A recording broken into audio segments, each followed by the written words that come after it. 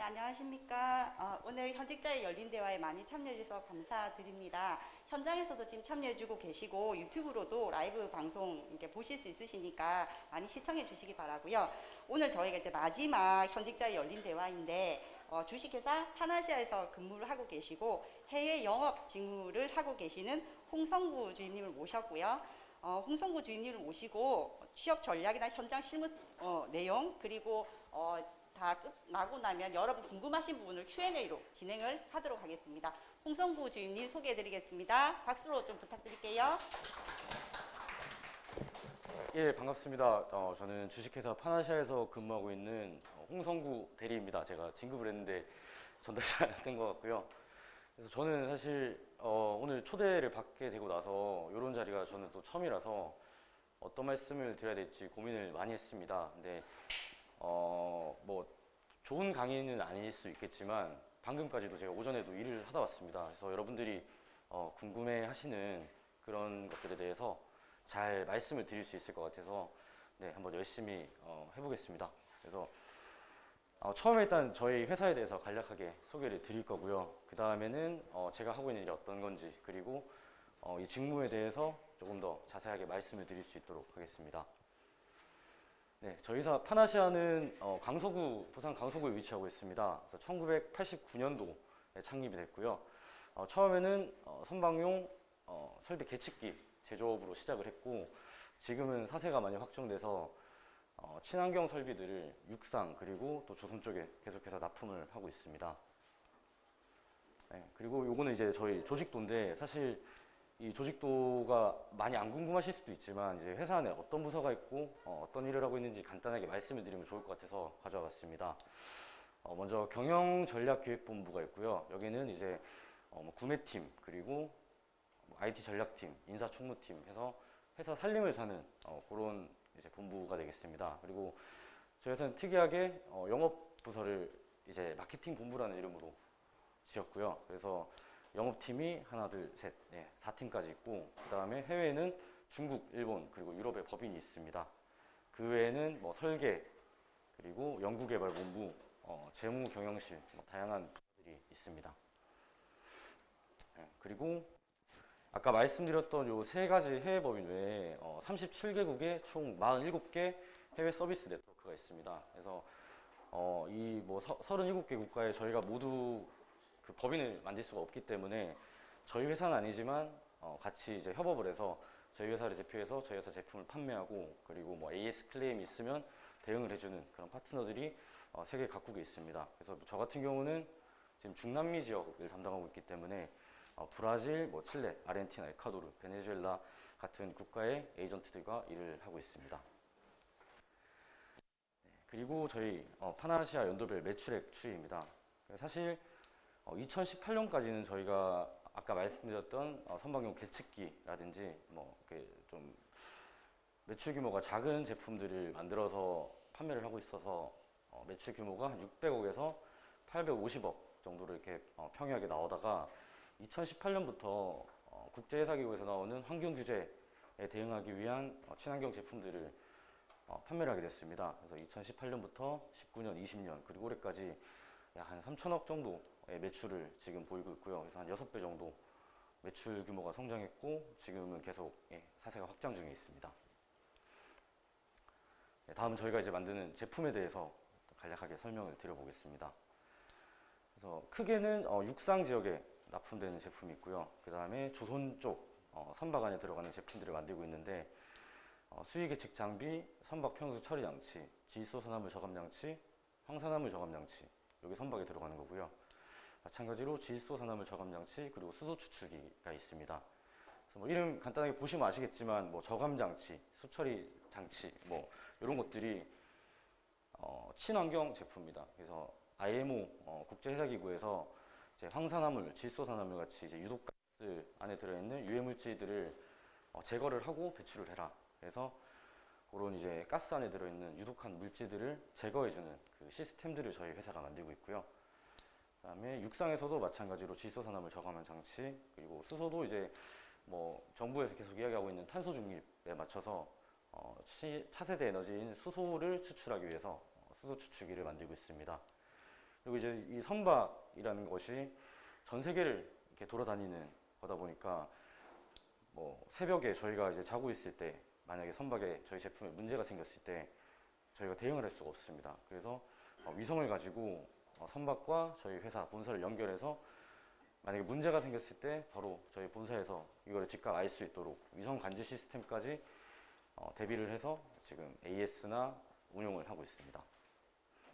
그래서 첫 번째 소개드릴 저희 회사 제품이 이 파속스 스마트라고 하는 제품입니다. 이건 이제 스크러버라고 많이들 부르고 있고요. 이 제품 같은 경우는 지금 사진에서 보시는 것처럼 선박에서 이 엔진을 운용을 하다 보면 배기가스가 많이 나오게 됩니다. 그래서 배기가스가 이렇게 지금 시꺼멓게 해서 굉장히 환경에 많이 유해한 물질들이 많은데, 그 중에 이제 황산화물 같은 경우가 지금 선박 요 보시면은 컨테이너 선박 한 대에 한 자동차 경유차 기준으로 한 5천만 대 정도의 황산화물이 나온다고 합니다. 그래서 지금 지구 환경에 굉장히 심각하게 피해를 입히고 있기 때문에 2020년부터 국제해사기구입니다. IMO에서 기존에는 선박에서 나오는 배기가스의 황함유량이 100 중에 한 3.5% 정도는 허용이 됐다면 지금은 0.5%, 그리고 특정 지역에서는 황함유량을 0.1%까지 낮추라는 그 법이 이제 강행이 되게 되었습니다. 그러다 보니 이제 그 황을 저감할 수 있는 저희 제품 스크러버가 이제 상용화가 됐고 강제로 이제 달게 된 거죠. 그래서 2020년부터 요 법이 강행이 됐고 한 18년부터 계속해서 지금 누적 전망 추이가 상승하고 있습니다. 그래서 이 시장은 약 저희가 봤을 때 한 17조 규모로 보고 있고요. 그래서 현재 저희 회사는 전 세계 선박들 중에 415척의 저희 제품을 납품을 했습니다. 그래서 지금 설치한 선주사들의 고객사들의 비중은 유럽이 66%, 그리고 아시아에는 27% 정도가 포진이 되어 있고요. 그래서 아까 말씀드렸던 그 17조 규모의 이 시장에서 우리 회사가 몇 프로 정도의 시장을 점유했냐 봤을 때 8%입니다. 그래서 전 세계에 지금 3위, 4위를 왔다 갔다 하고 있고 국내에서는 지금 독보적으로 1등을 하고 있습니다. 그리고 다음 제품은 이 선박 평형수 처리 장치입니다. 영어로는 이제 발라스트 워터 트리트먼트 시스템이고요. 네, 이 제품에 대해서 이제 이해를 하시려면 먼저 선박 평형수가 뭔지를 아셔야 될 텐데, 선박에 짐을 싣고 내리다 보면 선박의 무게가 계속 달라.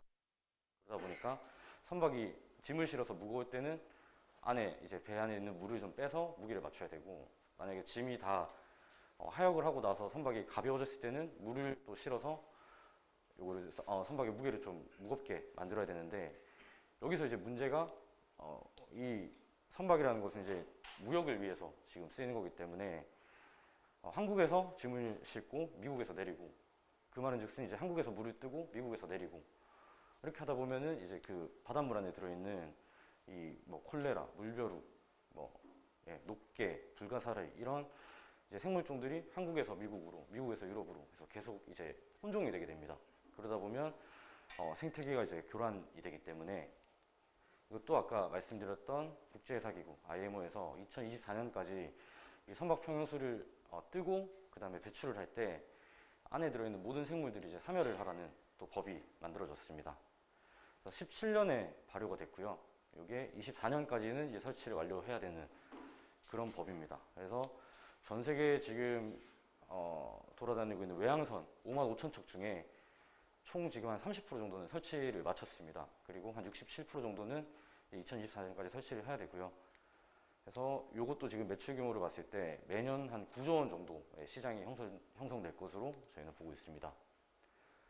그래서 마찬가지로 이 제품 같은 경우는 저희가 전 세계 1,855척의 저희 제품을 지금 납품을 했고요. 그다음에 유럽에는 한 12%, 아시아에 22%, 그리고 나머지 뭐 중남미, 미국, 중동, 그리고 뭐 아프리카 다양한 고객사들과 지금 거래를 하고 있습니다. 그래서 말씀드렸던 연간 9조 원 정도의 시장에서 저희 회사는 전 세계 10% 정도 지금 점유를 하고 있습니다. 그래서 이 테크로스라는 회사가 저희 한국에 또 있는 회사고요. 아까 또 그렇지만 이 지금 시장 점유율 자체가 1등부터 저희까지 다 비슷비슷합니다. 그래서 저희는 지금 점유율 높이기 위해서 적극적으로 지금 해외 영업을 실시를 하고 있습니다. 네, 다음 이제 마지막입니다. 저희 이제 수소 추출기입니다.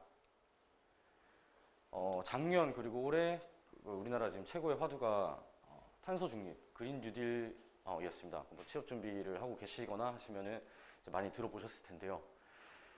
이 말 뜻은 2050년까지 이제 탄소 배출을 제로로 하겠다 해서 다양한 분야, 산업 분야에서 이걸 준비를 하고 있고요. 다들 뭐 아시다시피 화석연료, 뭐 석탄, 석유를 떼게 되면 무조건 탄소가 나오게 됩니다. 그래서 우리에게 친숙한 석유나 석탄 같은 연료를 이제 2050년부터는 쓰지 않겠다. 지금 이 뜻인데요. 그래서 그 화석연료를 대체할 수 있는 차세대 지금 에너지로 수소가 많이 곽광을 받고 있습니다.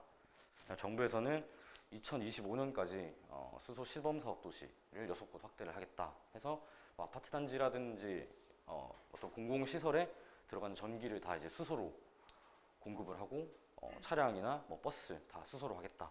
그렇게 해서 2026년부터는 원천 기술을 확보한 후에 수소를 상용화하는 것이 정부의 목표고요.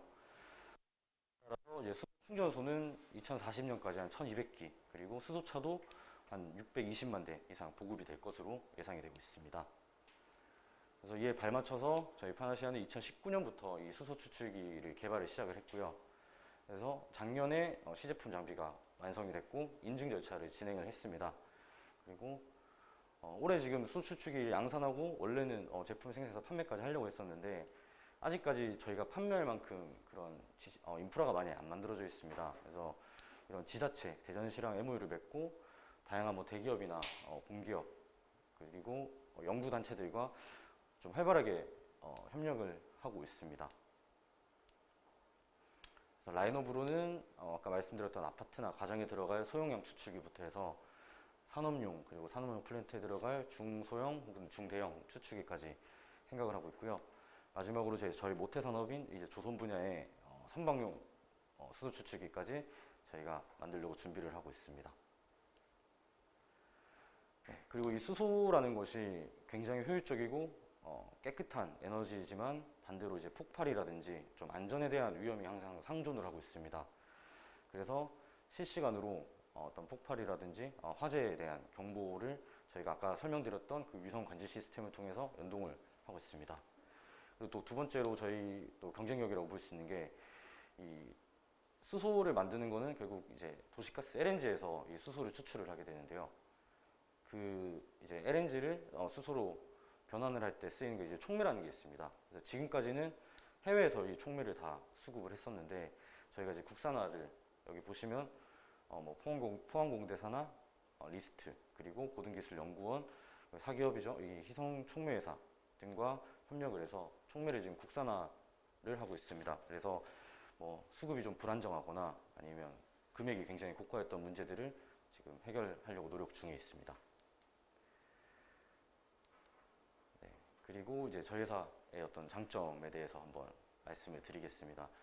뒤에도 나중에 제가 설명을 드리려고 하는데 이게 보시는 취업을 하고자 하는 회사가 좋은 회사냐 아니냐 요거를 판단을 할 때 가장 중요한 것이 어떤 회사의 기술력, 원천 기술이라고 저는 생각을 하고 있습니다. 그래서 저희 회사 같은 경우도 한 30년이 넘게 사업을 영위할 수 있었던 게 이런 원천 기술을 특허로 출원을 하고 등록을 해서 지금은 한 287개 정도의 특허를 저희가 보유하고 있고요. 그 다음에 보시면 진해에 저희가 작은 배를 한 대 만들어서 지금 쓰고 있습니다. 그래서 이 배에는 저희 실제 제품들이 다 탑재가 되어 있고요. 그러다 보니까 뭐 문제가 있을 때 우리 지금 실험선을 통해서 실험을 해보고 그 다음에 업그레이드 할 게 있다 하면은 또 이 실험선을 통해서 장비를 업그레이드해서 계속해서 지금 제품들을 발전시키고 있습니다. 다음은 저희가 또 부산시 최초로 이 스마트 팩토리 시범 공장으로 선정이 됐습니다.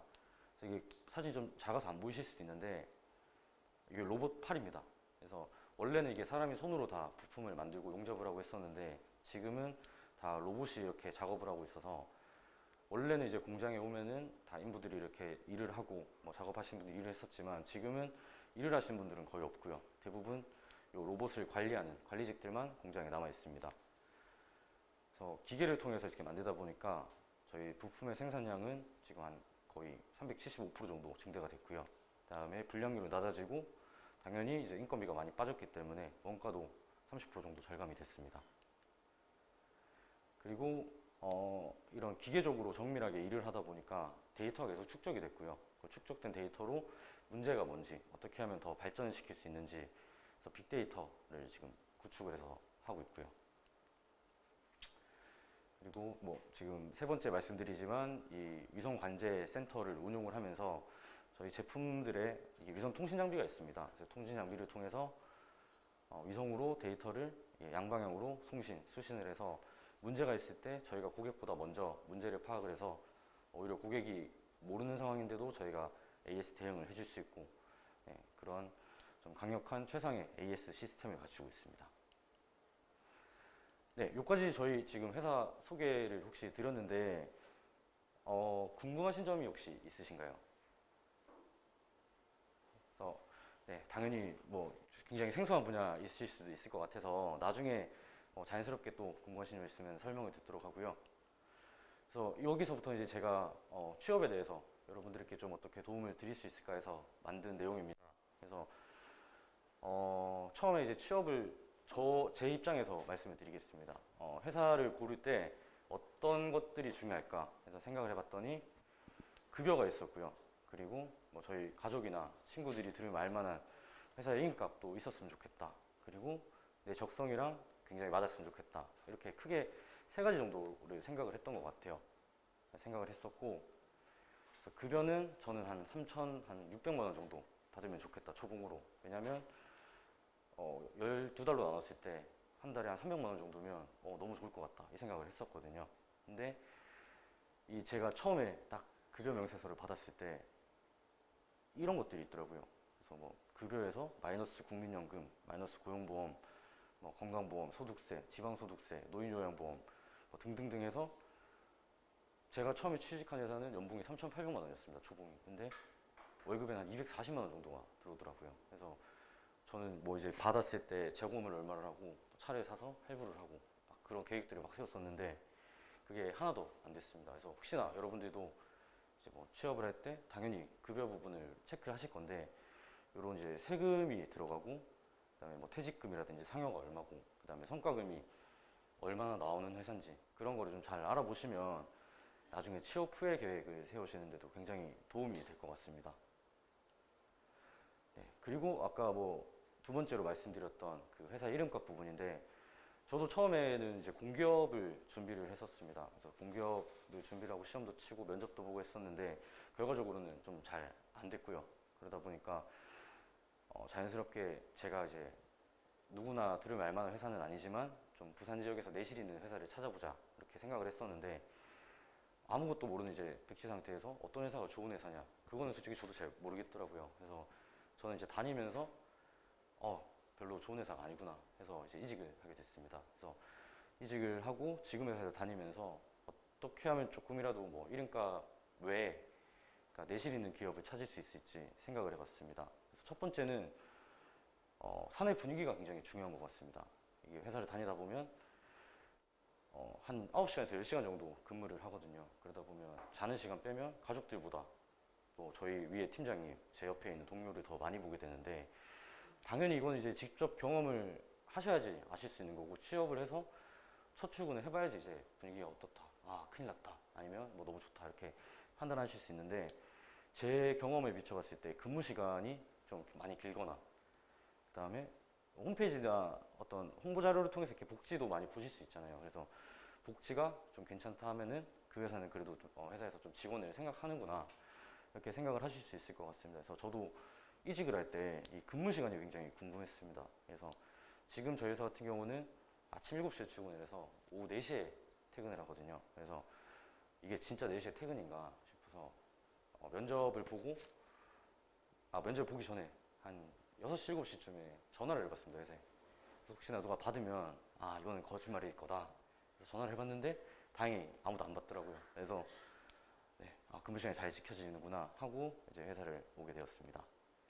그리고 아까 뭐 특허 부분에서도 간단하게 말씀드렸지만 회사에서 이제 이윤이 남고 계속해서 확장이 되고 있다는 근거는 이제 신사업이나 신제품이 계속 개발이 되고 있다는 거를 보면 알 수 있을 것 같습니다. 뭐 실제로 여러분도 아시는 뭐 애플의 아이폰 같은 경우도 지금 뭐 13번째 모델까지, 13번째는 아니지만 13까지 나온 걸로 알고 있습니다. 그래서 아무리 뭐 좋은 제품을 가지고 30년, 40년 업력을 이어가더라도 지속적으로 신사업이 있거나 아니면 그 제품이 개발이 되고 있는 게 아니면 회사가 오랫동안 살아남기 힘들 거고, 그리고 만약에 그렇게 못하는 회사는 재정적으로 좀 많이 어렵다는 증거이기 때문에 또 이런 신사업이나 신제품은 기업들에서 적극적으로 아마 홍보를 할 겁니다. 뉴스나 이런 곳에서. 그래서 가고 싶은 회사가 있으시면 네이버나 이런 데서 쳐보시면은 이제 그 회사의 신사업이나 신제품에 대해서 홍보 내용이 있을 거고요.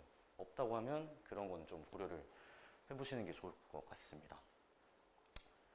그리고 이 재무제표 같은 경우도 유료 사이트를 통해서 회사의 재무제표를 받아보실 수 있는데, 이제 개인이 좀 그런 거 돕는 게 많이 부담스럽기 때문에 한 뭐 작년 거나 재작년 거 같은 경우는 어떻게 잘 찾아보시면 이제 구하실 수가 있으실 거예요. 그래서 이런 재무제표를 보시면서 자세한 내용은 잘 모르시겠지만 회사에서 얼마를 벌었고 얼마를 썼고 영업이익이 얼마 정도다, 이런 거 한번 체크를 해보시는 게 꼭 좋을 것 같고요. 그리고 구직 사이트 보면은 직원이 몇 명이다, 작년 매출이 얼마다, 이런 거는 아마 확인을 하실 수 있을 것 같아요. 그래서 그런 거는 한번 꼭 체크해 보시는 게 좋을 것 같습니다. 네, 그리고 마지막으로 이제 적성에 대해서 설명을 드리려고 하는데, 저는 사실 해외 영업을 꼭 해야겠다 이런 생각은 없었습니다. 그냥 오히려 저는 아까도 말씀드렸듯이 급여라든지 그리고 회사가 조금 더 큰 회사였으면 좋겠다, 그런 생각을 하고 좀 여러 군데 지원을 했었는데, 나중에 이제 지원을 하고 지금 일을 하다 보니까 사실 저는 적성에 좀 많이 안 맞더라고요, 이 일이. 그래서 제가 지금 안 맞는 부분을 말씀을 드리면, 일단 제2외국어, 뭐 이제 영어라든지 스페인어, 그리고 러시아어, 당연히 담당하시는 지역에 그런 언어를 할 줄 알아야 되는데, 저는 언어는 문제가 없었습니다. 그래서 영어는 좀 잘한다고 이제 자부를 했기 때문에 영어는 너무 좋았는데, 지금 보시다시피 뭐 이렇게 PT 스킬, 여러분들 많은 사람들 앞에서 이야기하는 게 저는 좀 힘들더라고요. 그래서 이런 게 저한테는 좀 힘들었고, 생각보다 이 문서 작업이 회사에 가시면 굉장히 중요합니다.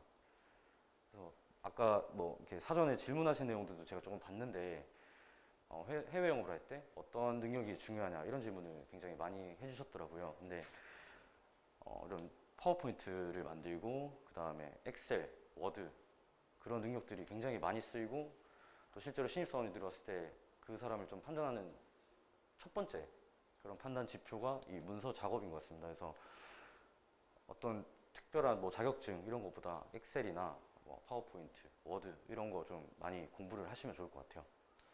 그리고 이제 해외 물건을 판매를 하는 거기 때문에 이제 나갈 때 통관 절차가 어떻게 되고, 보험에 대한 책임의 여부는 누구한테, 판매자한테 있냐 구매자한테 있냐, 이런 무역 기초도 아시면 굉장히 좋을 것 같고요. 그리고 화수도 좋아야 되고요. 그리고 이거는 뭐 이제 분야마다 다를 수 있지만 그런 규제 관련한 지식이 분명히 필요할 겁니다. 뭐 환경 분야에는 환경 분야에 또 있고, 네, 건설 쪽에는 또 건설 관련된 규제가 있고, 그렇기 때문에 어떤 분야든 이런 규제에 대한 관련 지식은 꼭 필요하다고 보는데, 이건 사실 취업 전에 알 수는 없는 영역이고 취업하고 나서 열심히 준비를 하시면 될 것 같습니다. 그리고 네, 영업망입니다.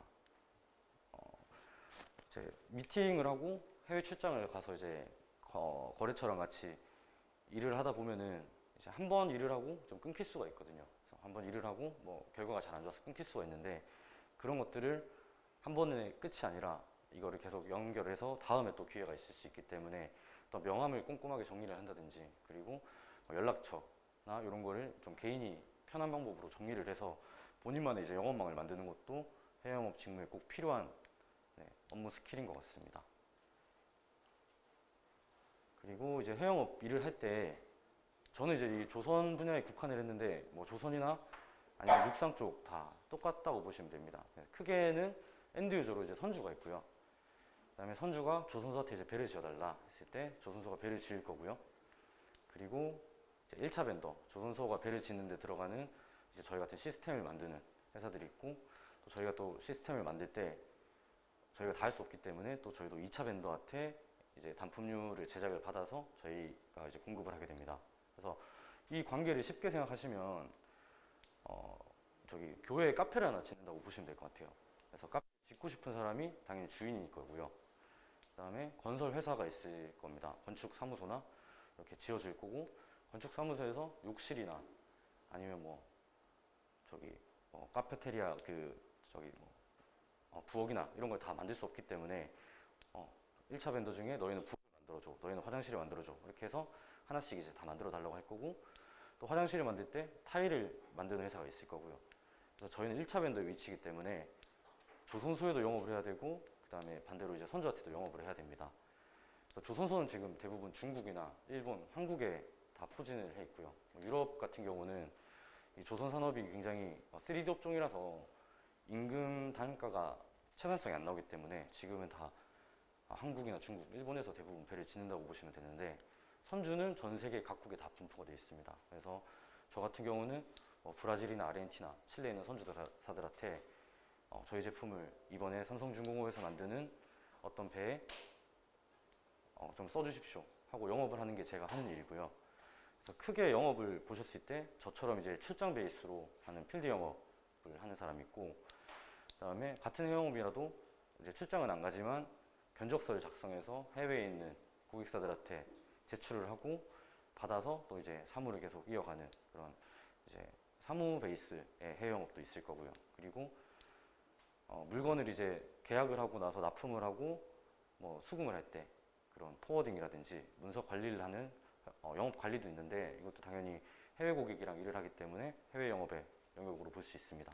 그리고 마지막으로 이제 뭐 IT라든지 반도체 뭐 이런 쪽 같은 경우는 영업을 하는 사람이 공학적인 그리고 기계적인 지식도 있어야 되기 때문에 기술 영업을 하는 또 영역이 따로 있습니다. 그래서 기술 영업 같은 경우는 보통 이공 계열에 계신 분들 중에 이런 영업에 어떤 소질이 있으신 분들이 많이 하시더라고요. 네, 그래서 제가 자료를 지금 뭐 너무 이렇게 미비하게 준비는 했지만 자리 자체가 저도 이제 열린 대화라고 들었습니다. 그래서 이까지만 설명을 드리고 나머지는 좀 질문이나 그런 걸로 이제 자연스럽게 좀 풀어가는 게 좋을 것 같아서, 네, 제가 준비한 내용은 여기까지 말씀을 드리도록 하겠습니다. 감사합니다.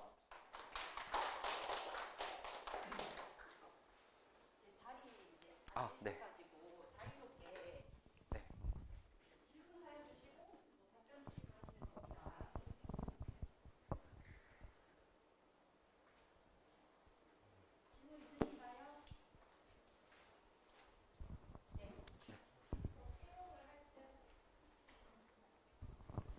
안녕하세요. 저 질문을 하려고 하는데 혹시 채용을 하실 때 네. 그 전공이 많이 중요한가요? 대학교 전공이요. 사실 뭐 회사마다 많이 다르겠지만 저희 회사 같은 경우는 전공이 그렇게 중요하지는 않습니다. 그래서 저희는 또 특이한 게 채용을 할 때 실무진이 면접을 먼저 보거든요. 그래서 저희 팀장님이 들어가서 면접을 1차로 보고 같이 이제 일할 저 같은 이제 팀원들이 같이 들어가서 또 면접을 보는데, 전공보다는 어떤 성격이라든지 그리고 관련해서 좀 준비가 돼 있는지 그런 거를 많이 보는 것 같습니다. 그래서 실제로 영업이지만 뭐 영문학과 출신도 있고요. 아니면 뭐 다른 뭐 호텔 경영 이런 분도 저희 회사에서 지금 같이 일을 하고 있습니다. 네. 네, 이번에 해외 영업 직군으로 지원을 하나 하려고 하는데 1차 면접에서 필기 시험이 하나 있는데 네. 그 LC 작성 요령 혹은 내고 방법에 대한 시험이 있는 걸로 알고 있습니다. 네. 혹시 이런 정보 같은 경우는 자격증에서도 좀 찾기 힘들었었는데 네. 보통 해외 영업 신입으로 들어갔을 때 이런 정보들을 어떻게 얻었는지 좀 궁금합니다. 일단 처음에는 그 저희 회사 같은 경우는 신입사원이 들어왔을 때 전반적인 업무 플로우에 대해서 그 커리큘럼이 있습니다. 이제 교육 과정이 있고, 그래서 보통은 뭐 제 바로 위에 선배들이 이런 전반적인 업무를 이렇게 할 거고 이런 부분은 이제 알아야 된다 해서 교육을 받게 되고요. 그다음에 그 교육을 다 하고 나서 말씀하셨던 뭐 LC, 신용장 같은 그런 디테일한 업무들은 하면서 좀 많이 배우는 편인 것 같습니다. 그럼 이제 아직 취업 전이다 보니까 네. 시험을 치려면 신입을 뽑는데 그런 시험을 친다는 거 보면은 어디선가 정보를 구해야 하는 것 같은데 어디서 구하는 게 옳을지 좀 어, 혼란스러워서 혹시 네. 추천할 만한 것이 있는지. 그래서 저도 사실 제가 듣기로도 그 신용장 작성이나 내고 오는 신입사원들한테 요구하기는 좀 많이 부담스러운 영역인 것 같은데 저도 처음에 이제 신용장 관련해서 업무를 볼 때 잘 몰라서 네이버 검색을 많이 했습니다. 근데 이게 회사 업무도 저희 학교 다닐 때 과제하는 거랑 굉장히 비슷한 것 같거든요. 그래서 저같이 이제 모르는 사람들이 질문을 하고 답변을 하고 그런 이제 영역들이 엄청 많습니다. 그래서 해외 영업 관련된 카페도 있고요. 그리고 블로그에 신용장 관련해서 정리 굉장히 잘 해놓으신 분들도 있고, 그 다음에 그 LC가 결국은 이제 은행이랑 기업이랑 하는 거다 보니까 은행 쪽에 괜찮으시면 전화하셔가지고 LC 진행 절차에 대해서 한번 설명을 드릴 수 있냐 하면은 설명을 의외로 잘 해주십니다. 저도 처음에 할 때 아무것도 몰라서 거기에 대해서 좀 실수도 많이 하고 했었는데 은행에서 잘 가르쳐 주더라고요. 네, 그렇습니다. 네, 알겠습니다. 감사합니다. 네. 해외 영업이 그 아까 말씀해주신 필드 영업도 있고 그다음에 네. 사무직 이런 것도 있는데 그러니까 전반적으로 다 하는 건지 아니면 딱 회사 들어가면 딱딱딱 이 영업해라 너는 이렇게 해라 나누는지 궁금합니다. 그것도 이제 회사 규모마다 많이 다른데 제가 처음에 들어갔던 직장에서는 영업을 A부터 Z까지 저희가 다 했습니다. 처음에 고객을 발굴하고 계약을 하고 마지막에 납품을 하고 수금하는 것까지 저희가 다 했는데 지금 다니고 있는 회사는 조금 더 영업에 집중할 수 있게 해주고 있거든요. 그래서 영업 관리 직원이 따로 있고 저 같은 경우는 이제 고객사 만나서 영업을 하고 견적서 제출하고 계약하고 그렇게 좀 분업이 돼 있습니다. 그래서 첫 회사에서 그렇게 A부터 Z까지 다 해본 게 되게 힘들었는데 도움이 많이 됐던 것 같아요. 네.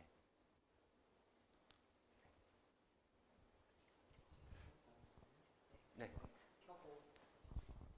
안녕하세요. 제일 처음 입사를 원했던 게 아니라 해외 영업 쪽으로 입사를 원했던 건 아니셨는데 네. 제2외국어나 무역 기초 지식이나 규제 관련 지식은 취업 후에 공부하신 건가요? 아니면 취업 전에 미리 공부하신 건가요?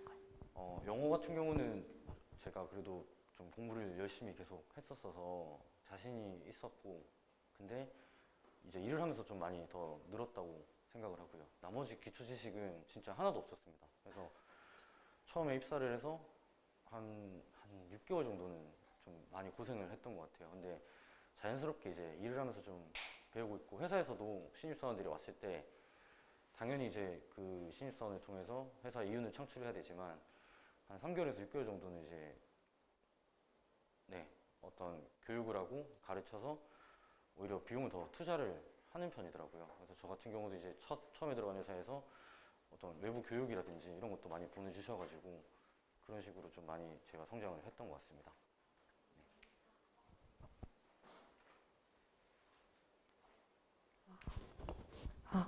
네, 발표 아까 너무 잘 들었습니다. 저 두 가지 질문이 있는데요. 그 첫 번째로는 해외 영업팀을 하면서 자신의 어떠한 점이 가장 발전이 되고 많은 것을 배웠는지. 네. 그 두 번째는 자신이 이제 해외 영업을 몇 년 동안 하셨잖아요. 그럼 자신만의 해외 영업 노하우가 혹시 네. 따로 있으신지 궁금합니다. 네. 일단 첫 번째 질문 같은 경우는 제가 발전한 내용인데, 아까 말씀드린 것처럼 영어도 제가 준비를 좀 많이 했다고 생각했었는데 일을 하면서 더 늘고 그리고 이제 사실 저 같은 경우 이제 중남미랑 유럽 쪽을 담당하고 있는데 영어가 모국어가 아니다 보니까 영어를 잘 못하더라고요. 그래서 뭐 이야기하는데 어려운 건 없었는데 한 번씩 이제 뭐 미국이라든지 이런 쪽 하면은 진짜 좀 많이 주눅이 들고 더 열심히 공부하게 되고 해서 좀 언어가 좀 많이 더 는 것 같고요. 그 다음에 이건 좀 개인적인 이야기인데 저는 이제 사실 해외여행 이런 것도 별로 안 좋아했었거든요. 많이 가보지도 않았었고 근데 출장을 제가 코로나 전에 2019년에 보니까 한 1년 중에 100일 정도를 이제 해외에 있었더라고요. 그래서 엄청 이제 그런 게 싫었는데 비행기 뭐 부킹하고 호텔 예약하고 그다음에 렌트하고 그런 것들이 네, 자연스럽게 좀 이제 편해지면서 좀 자신감이 많이 생긴 것 같습니다. 생활 전반에서 혼자 나가서 막 해외에서 30일씩, 40일씩 이렇게 출장을 다니다 보니까 네, 그런 좀 내부적인 저 자신감 이런 게 많이 좀 늘어난 것 같아요. 네. 만의 노하우 방법, 영업 노하우 방법은 혹시 따로 아. 있을까요? 네, 영업 노하우는 제가 뭐 노하우를 말씀드리기 굉장히 민망하지만 개인적인 좀 그런 유대감이 되게 중요한 것 같아요. 왜냐면 이게 언어가 다르고 그다음에 지금 코로나 같은 뭐 이런 비상 시국에서는 사실 직접 만나서 이야기도 쓸 수도 없고 뭐 화상회의나 전화로 지금 보통 일을 하고 있는데 이게 뭐 지구 반대편에 물건을 만약에 산다고 생각을 하셨을 때 당연히 파는 사람은 우리 게 최고다, 뭐 우리 게 좋다 이렇게 이야기를 할 거고 거기에 대해서 신뢰를 쌓기가 굉장히 어려운 부분이 많은 것 같아요. 그래서 이 사람이 좋아하는 게 뭔지 그리고 뭐 어떻게 하면 더 이 사람에게 신뢰를 쌓을 수 있을지 항상 좀 고민을 하는 편인데 그러다 보니까 뭐 가족의 생일을 그 고객의 가족의 뭐 생일을 챙긴다든지 그런 좀 꼼꼼한 부분을 좀 많이 따지는 것 같고 그리고 저희 뭐 선배님들 이야기 들어보면 옛날에는 막 술로 접대도 많이 하고 막 그런 게 있었다고 들었는데 지금은 사실 그런 분위기는 또 아니거든요. 그래서 고객사에서도 영업 담당자가 술이나 뭐 어떤 금품을 줘서 이 사람한테 환심을 사는 것보다 회사 대 회사로 이제 일을 좀 잘 챙겨주는 뭐 견적 기한이 있으면 그 기한에 맞춰서 제출을 해주고 그리고 어떤 싹싹하게 일을 해주는 게 되게 그쪽에서도 더 좋아하더라고요. 그래서 최대한 뭐 기한 안 늦고 좀 그런 거를 좀 중요하게 생각을 하고 있습니다. 네, 감사합니다.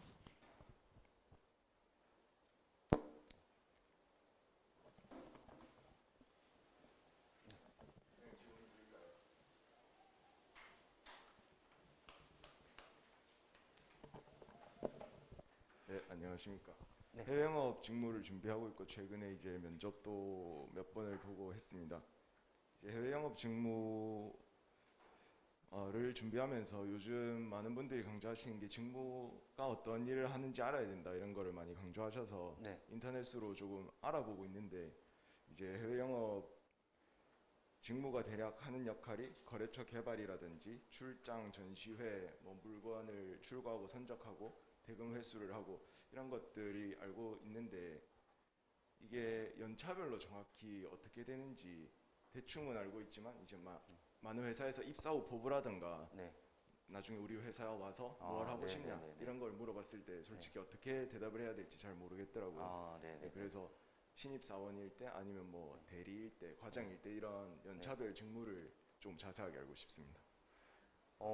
처음에 신입사원으로 들어갔을 때는 단독으로 사실 출장 다니기는 좀 많이 힘들 겁니다. 근데 오히려 또 이제 출장을 계속 다녀야 되기 때문에 사수나 뭐 팀장들이랑 같이 이제 출장에 가서 업무 보조를 많이 하실 겁니다. 뭐 이런 소개 자료를 준비를 한다든지 그리고 뭐 간단하게 아까 말씀드렸던 항공권, 뭐 숙박, 렌트 이런 예약 업무 이런 걸 하는데 이제 그러다가 연차가 좀 쌓이고 이제 혼자 출장을 가도 되겠다 싶었을 때는 이제 혼자 출장을 다니게 됩니다. 그리고 전시회 같은 경우는 지금 이번 주에도 부산에서 여기 코마린 전시회를 했었는데 사실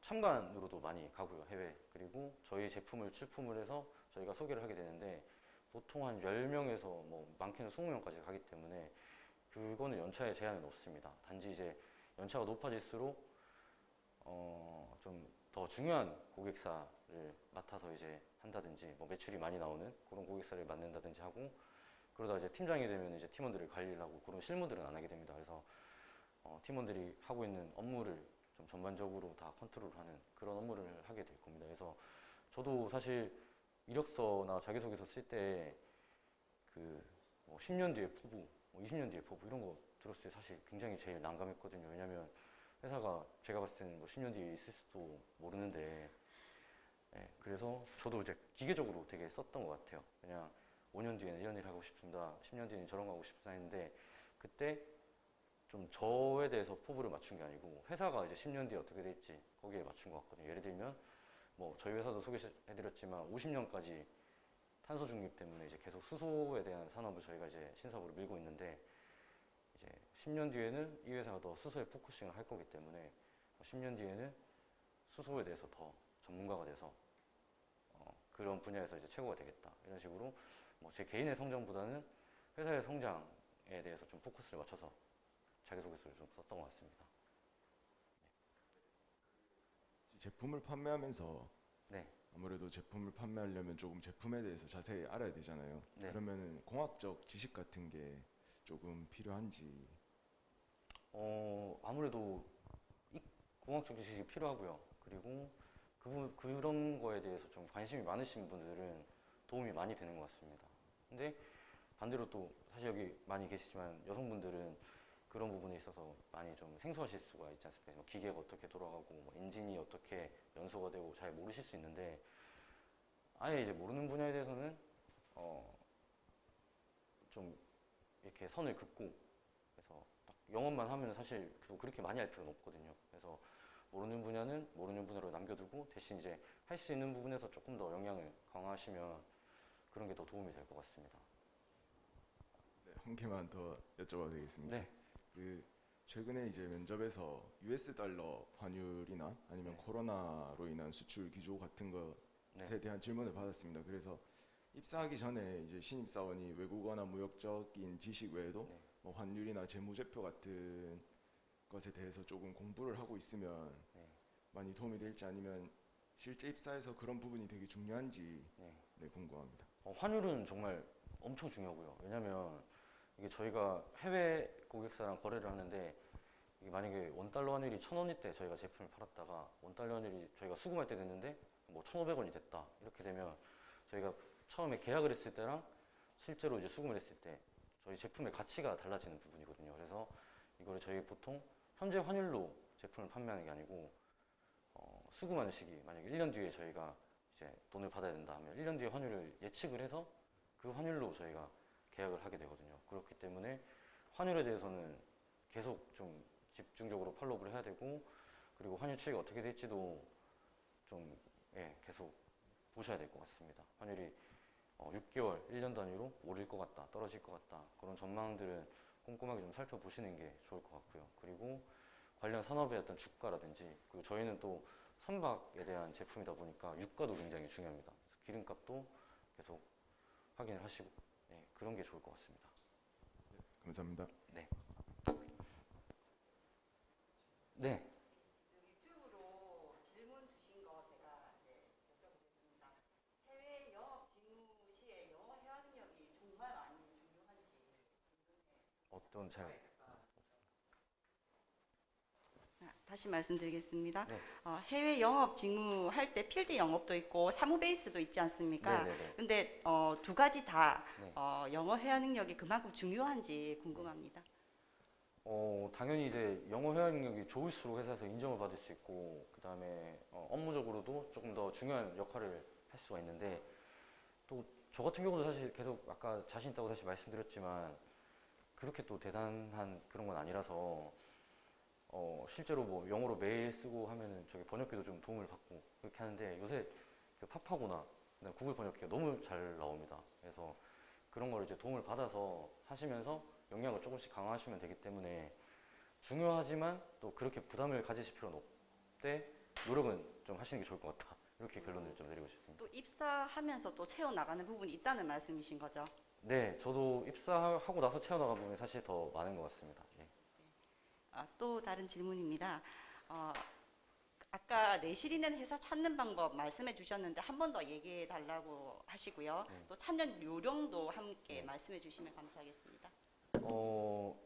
이거는 정말 아까도 말씀드렸지만 제 개인적인 생각이었는데 뭐 재무제표라든지 회사 매출 추이 그리고 뭐 신제품에 대한 어떤 계속 끊임없는 연구개발비 투자 이런 게 지금 외적으로는 굉장히 중요한 것 같고요. 그 다음에 사내 분위기는 지인이 있어서 사실 들어보시면 제일 좋고 그리고 요새 저는 지금 안 하고 있지만 블라인드라는 또 앱이 있더라고요. 그래서 블라인드에 보면은 이제 익명으로 회사에 대해서 이제 할 이야기 못 할 이야기 사람들이 이제 많이 하는데 그게 그 회사에 다니고 있다는 걸 이제 증명을 해야지 이제 할 수 있습니다. 그래서 그거는 뭐 어떻게 지인이나 통해서 좀 분위기를 한번 엿보시면 좋을 것 같고 그리고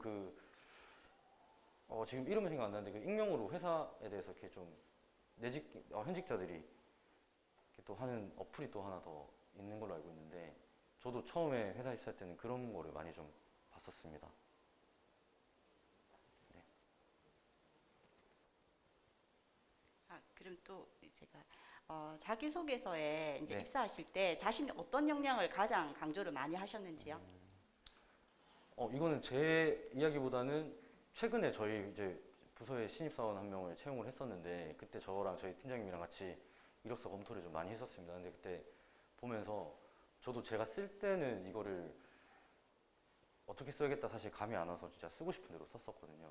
근데 다른 분들이 이제 쓴 거를 제가 읽어보니까 어떤 모든 질문이 사실 회사에서 원하는 거는 이 사람이 어떻게 커왔고 이런 게 궁금한 게 아니라 우리 회사에 이 사람이 왔을 때 어떤 능력을 펼칠 수 있을지 이런 걸 보게 되더라고요. 그래서 모든 뭐 성장 환경이라든지 대외 활동 경험 이런 부분을 본인이 이제 하실 직무랑 좀 연관을 시키면 좋을 것 같습니다. 예를 들면 뭐 해외 영업이다 하면은 아까 말씀드렸던 언어적인 그런 능력 외에도 문서 작업 뭐 사실 뭐 제가 엑셀을 엄청 잘합니다. 뭐 제가 파워포인트 엄청 잘 만듭니다 했을 때 이게 뭐 대단한 능력일까 싶어서 그런 걸 안 쓰고 뭐 국제영화제 스텝을 했다든지 저기 뭐 국토횡단을 했다든지 그런 걸 쓰시는데 이게 회사에 재직을 하고 이제 구인을 한 입장에서는 그런 부분은 많이 중요하지가 않거든요. 그래서 차라리 뭐 저는 뭐 엑셀이나 파워포인트 만드는 게 재밌었다. 그래서 그런 거를 굉장히 즐겨 했었고 이런 부분이 있었다 해서 그거를 이제 포트폴리오로 간단하게 만드셨던 뭐 파워포인트라든지 잘한 거 있으면 들고 오셔가지고 면접장에서 보여주셔도 굉장히 좋을 것 같고요. 네, 그렇습니다. 그래서 결론은 어떤 있어 보이는 그런 대외 활동을 내세우는 게 아니라 직무에 필요한 능력을 좀 중점적으로 어필하시는 게 좋을 것 같습니다.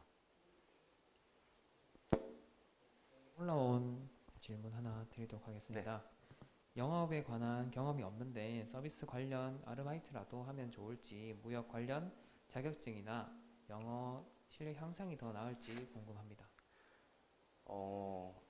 예, 저도 이제 서두에 말씀드렸지만 사실 영업을 하면서 제일 힘들었던 게 이렇게 좀 성격 자체가 막 활발하거나 막 요새 말로 막 인싸 이런 건 아니라서 저도 막 그런 게 좀 힘들었는데 유일하게 좀 저도 도움이 됐다고 했던 게 제가 나이키에서 일을 좀 아르바이트를 오래 했었습니다. 그래서 일을 하면서 자연스럽게 이제 신발을 사러 오고 옷을 사러 온 고객들이랑 만나서 이야기했던 그런 것들이 지금도 일을 하면 좀 많이 도움이 되는 것 같아요. 그래서 아르바이트를 하시더라도 좀 그런 해외 영업을 하실 거면 해외 영업 아니라 이게 영업 일을 하실 거면 그런 판매하는 아르바이트도 한 번씩 해보시는 게 굉장히 좋을 것 같고요. 뭐 카페도 해봤지만 사실 카페 아르바이트는 너무 이제 기계적으로 주문을 받고 뭐 물건을 주고 이런 건데 나이키에서 일을 해보니까 이제 이 신발을 팔 때 어떻게 하면 이 신발을 팔 수 있겠다 이렇게 이야기하니까 손님들이 이 옷을 사갔다 그런 이제 스토리가 생기더라고요. 그래서 이런 영업도 똑같은 것 같은데 결국은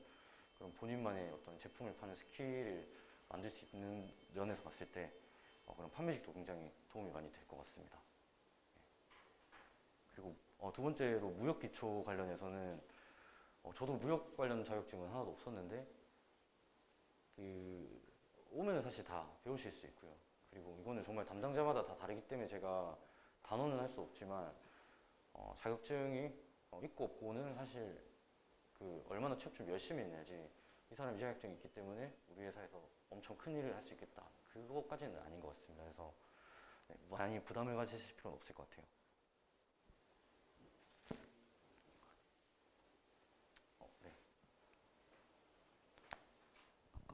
이번 해외 영업부뿐만 아니라 전체적으로 다른 부서들도 채용을 할 때는 약간 신입사원보다는 경력이 있는 분들을 더 유리하게 그분들이 더 유리하다고 저는 생각을 하는데 그럼에도 불구하고 혹시 막 그래도 신입사원을 뽑아야만 하는 이유 이런 게 있을까요? 최근에 아까도 말씀드렸지만 저희 회사에서도 이제 신입사원을 뽑았었는데 크게 두 가지인 것 같습니다. 이제 경력직을 뽑을 때는 이 사람이 바로 왔을 때 회사에 엄청난 이제 그런 플러스 요인을 해줄 수 있을 거다. 이제 그런 기대를 하고 뽑게 되고요. 그리고 반대로 이제 그런 직무가 아니거나 직군이 아닐 때는 저희 회사 팀장님이 그렇게 이야기를 하시더라고요. 이제 어차피 뽑아놓으면 똑같다. 회사에서 이제 역량을 키워주는 건 회사의 영역이다. 그렇기 때문에 신입사원을 뽑는 거는 네, 그런 부분인 것 같습니다. 막 처음부터 와가지고 엄청 이 사람이 회사에 도움이 되고 그런 걸 기대하는 게 아니고 괜찮은 사람 한 명 뽑아서 회사에 맞는 사람으로 만들겠다 그런 거기 때문에 그렇게 신입사원을 뽑는 것 같고 반대로 경력직은 오자마자 이 사람한테는 뭐 어떤 교육이나 이런 거 필요 없이 간단한 이제 회사에 대한 전반적인 업무 플로우만 알면 바로 이제 현장에 투입될 수 있을 거라는 믿음이 있기 때문에 그만큼 이제 많은 돈을 주고 경력직을 또 뽑는 것 같고요. 크게 그렇게 두 가지로 나뉘는 것 같습니다.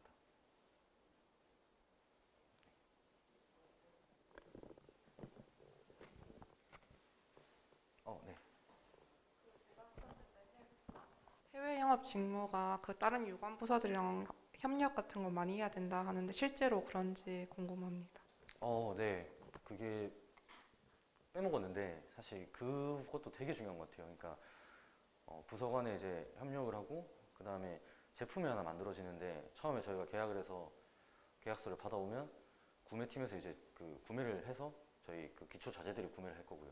그 다음에 설계팀에서 도면을 만들고 그 도면이 만들어지면 도면 가지고 또 생산팀에서 제작을 하고 또 저희 물류팀에서 이제 물건 납품을 하는데 그 전반적인 업무가 사실 이어져 있지는 않거든요. 그러니까 구매가 있고 설계가 있고 생산, 물류가 있는데 이렇게 간극이 있는 업무들을 중간에서 이어주는 게 영업팀에서 하는 일인 것 같거든요. 왜냐면 저희가 공정 스케줄도 파악해서 고객사한테 알려줘야 되고 그 다음에 또 특히 그런 부분도 많습니다. 이제 해외 영업을 하다 보면 유관 부서에서는 이렇게 영어로 메일을 쓰거나 전화를 하거나 이런 게 좀 많이 부담스러워하기 때문에 고객이랑 이제 소통을 해야 되는 거를 또 저희가 창구로 연결 창구가 돼서 하는 업무가 많기 때문에 그런 타 부서와의 소통이나 좀 마찰 없이 잘 지내는 것도 영업 업무에서는 많이 중요한 능력인 것 같습니다.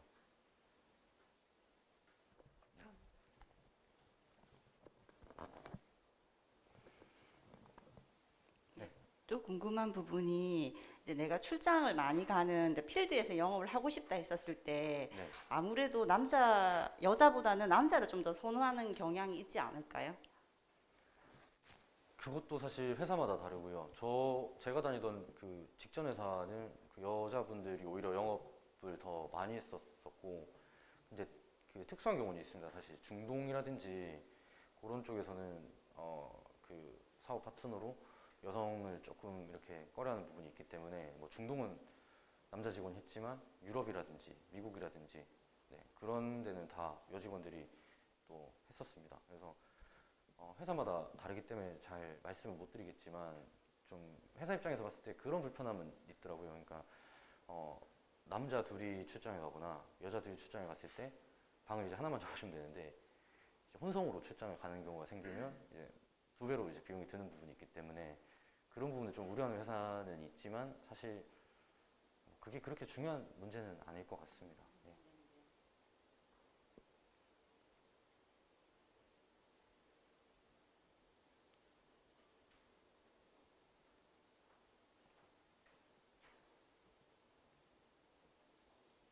네, 또 다른 어떤 질문이 하도록 하겠습니다. 설명을 잘 해주셔가지고 질문이 많이 없는 것 같은데 영업하시면서 좀 보람 있었던 부분들과 좀 고충이 좀 있었다 하는 부분들 말씀해 주실 수 있을까요? 이렇게 딱히 처음 그 어떤 에피소드가 떠오르는 건 아닌데 처음으로 이제 남미 출장 갔을 때가 좀 많이 힘들었습니다. 이게 가는데 미국까지 한 15시간 비행기를 타고 가서 공항에서 한 9시간 대기를 하고요. 그 다음에 또 브라질까지 한 12시간 정도 비행기를 타고 가니까 거의 뭐 하루가 넘는 시간 동안 이제 비행기를 타고 가더라고요. 이제 가고 나니까 시간은 완전 또 정반대입니다. 한국에서 아침 7시면 거기는 밤 7시고요. 그러다 보니까 시차도 안 맞는데 이제 몸이 일단 너무 힘들었고 이제 그런 부분을 재밌게 좀 평소에 여행을 좋아하시거나 이런 분들 보면 되게 재밌고 즐길 수 있는데 저는 그거를 즐기지 못해서 처음에 되게 힘들었던 기억이 나고요.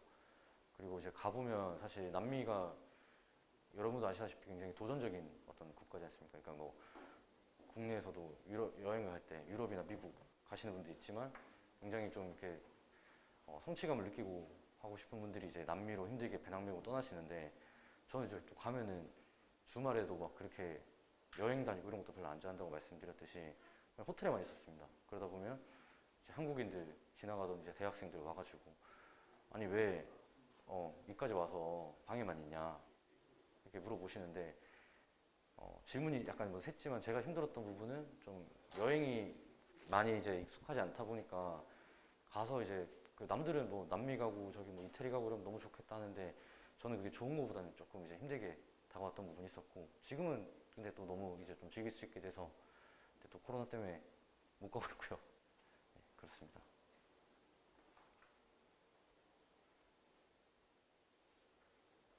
네. 해서 하는 것 같은데. 그 아까 그 해외 영업에서도 필요한 역량 중에 그때 중요했다 한 게 PT 스킬이랑 그 화술인데 혹시 네. 본인만의 혹시 연습 방법이 따로 있는지.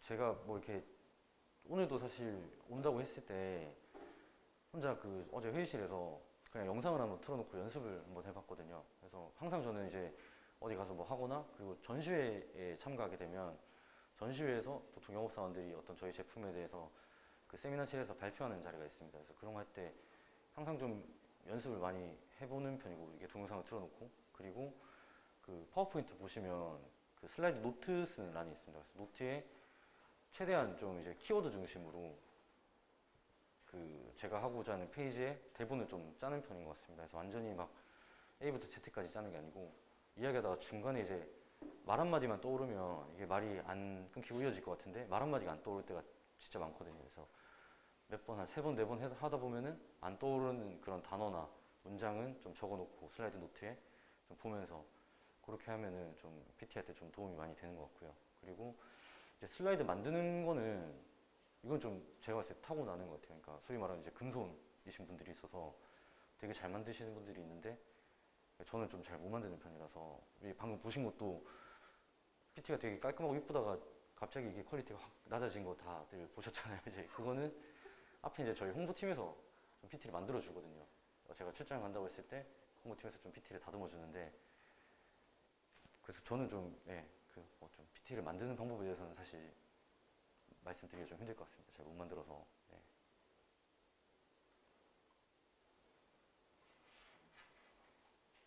네.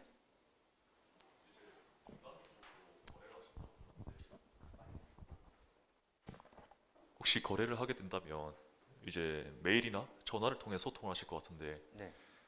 여기 한국하고 중남미 쪽하고 시간 격차가 좀 있다 보니까 분명 소통이 있어서 좀 이제 그 소통 간의 밀도가 좀 많이 이제 간격이 좀 넓을 것 같은데 네네네.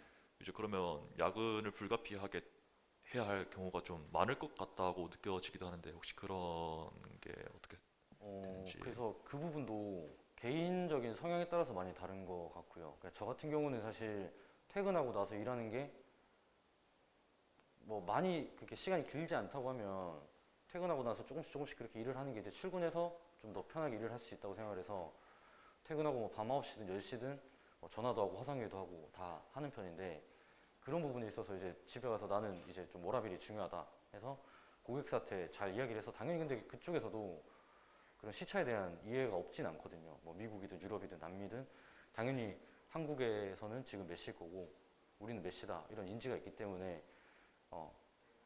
출근하고 나서 뭐 이메일을 통해서 회신을 해주겠다 그런 식으로 해서 뭐 그냥 업무 시간 외에는 업무를 안 하는 것도 이제 방법입니다. 그래서 사실 조금 더 일을 잘하고 회사에서 인정을 받고 좀 업무 능력을 키우려고 하면 해외 영업은 아무래도 이제 퇴근 후에도 일을 하는 걸 조금은 감수를 하셔야 되는 것 같습니다. 그러니까 뭐 장황하게 화상회의를 하거나 뭐 그런 것까지는 아니지만 간단한 이제 뭐 메시지를 주고 받는다든지 이메일을 회신한다든지 그런 거는 뭐 한 5분에서 10분 정도 투자를 하면 되는 부분이기 때문에 그런 거는 조금 고려를 하시면 더 좋은 영업사원이 될 수 있을 것 같습니다. 그럼 이제 실제로 그럼 중남미 사람과도 거래를 하면서 통화를 하는 경우도 좀 있으신가요? 예, 자주 하죠. 그렇다면 본인은 이제 이제 강사님께서는 영어는 자신 있다고 하셨는데 네. 중남미는 같은 라틴어라도 좀 내용이 다르다 보니까 좀 소통이 어려움이 있을 것 같은데 어떤 식으로 네. 좀 취직을 하고 나서 중남미어를 익히신 건지.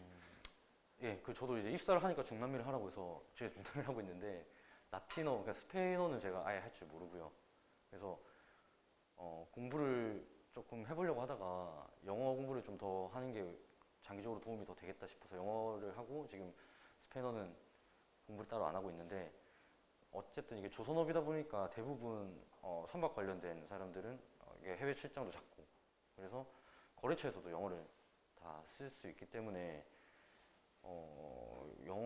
스페인어를 못한다고 해서 중남미 영업에 지장이 있는 건 없습니다. 근데 당연히 이제 할 줄 알면 도움은 더 많이 될 것 같고요. 네, 알겠습니다. 감사합니다.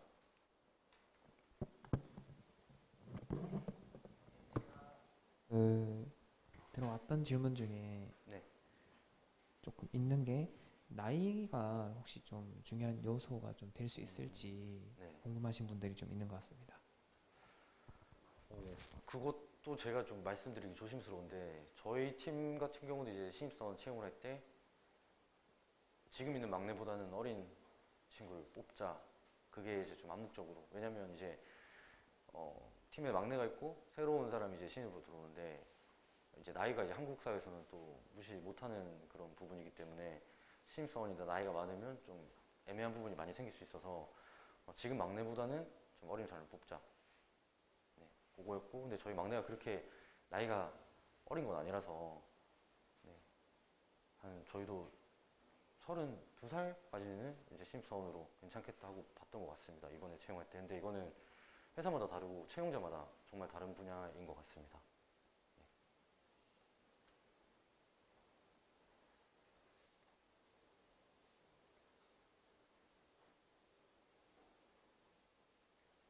예, 그러면 이어서 더 질문 드리겠습니다. 일단은 저희가 이제 다 그 구직을 이제 하고 있는 부분들이기 때문에 네. 좀 해외 취업에서 준비를 할 때 이거 한 가지는 좀 더 중요하게 한번 좀 포인트를 줄 수 있다면 어디에 조금 강조를 해줄 수 있을지. 취업할 때 예. 말씀이신 거죠? 제가 봤을 때 이게 되게 조심스럽긴 한데 자기소개서를 쓸 때나 면접을 볼 때 약간의 그런 MSG가 정말 이제 중요한 포인트인 것 같거든요. 그러니까 거짓말을 하면 당연히 안 되지만 자기가 가지고 있는 역량을 조금 더 부풀려서 잘 이야기하는 게 굉장히 중요한 포인트인 것 같습니다. 그래서 뭐 면접을 볼 때도 사실 본인이 뭐 이 정도의 능력이 있지만 사실을 훼손하지 않는 선에서 조금은 더 부풀리고 좀 과장을 하는 게 그 짧은 시간에 이제 본인을 어쨌든 어필을 해야 되는 거다 보니까 굉장히 중요한 것 같고요.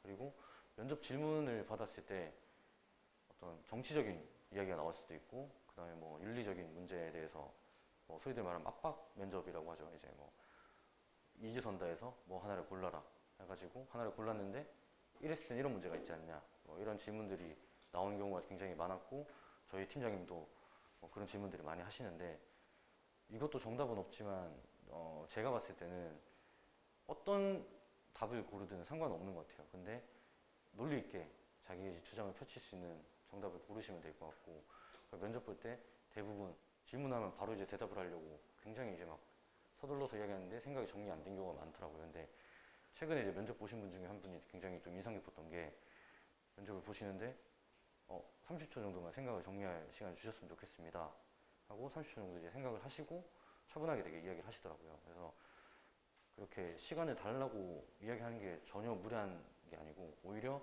면접 볼 때 질문하자마자 바로 이야기를 하는데 처음에 시작했던 논지랑 끝날 때 논지가 안 맞는 경우가 굉장히 많습니다. 당황을 하다 보니까. 그래서 그런 부분을 없애기 위해서 이렇게 시간을 좀 요청을 하는 것도 굉장히 좀 좋을 것 같습니다. 네, 저도 되게 인상 깊게 봤고요. 그런 이제 면접자를. 네.